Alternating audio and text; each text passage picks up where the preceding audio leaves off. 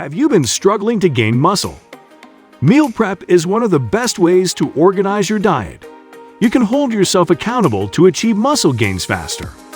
Building muscle takes hard work, both in the gym and in the kitchen.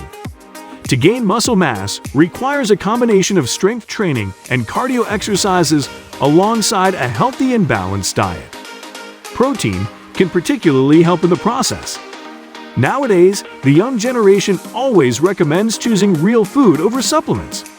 It's important to remember that supplements are not intended to replace a varied diet and a healthy overall lifestyle. Here's your step-by-step guide to meal prep for muscle gain from the pros. Step 1. Meal timing and menu planning.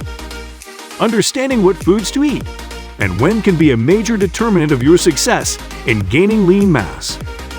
Meal timing is important for muscle because of the following. Eating more frequently can help you get more calories in throughout the day. Spreading out your protein intake may help you absorb more of the protein you eat. Pre- and post-workout meals can help you get more out of your workouts and recovery. To ensure you get the most out of your prep, it can be helpful to establish a weekly menu up front. You can tailor this to each day's workout and set times for each meal throughout the day.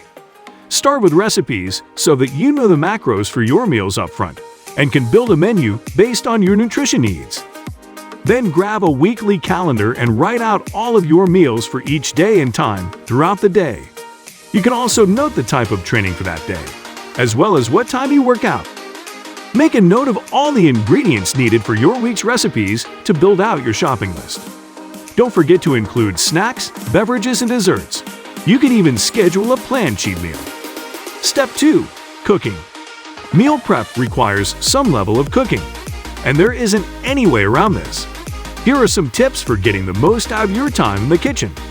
Be realistic with yourself when it comes to your culinary skills and choose recipes you feel comfortable executing. Remember, you are going to spend a good chunk of time cooking most of your food for the week. Use batch cooking to cut down on time in the kitchen and get more portions out of it. This includes large one-pot dishes like chili, lasagna, pilafs, and other recipes that can be made in bulk and split up throughout the week.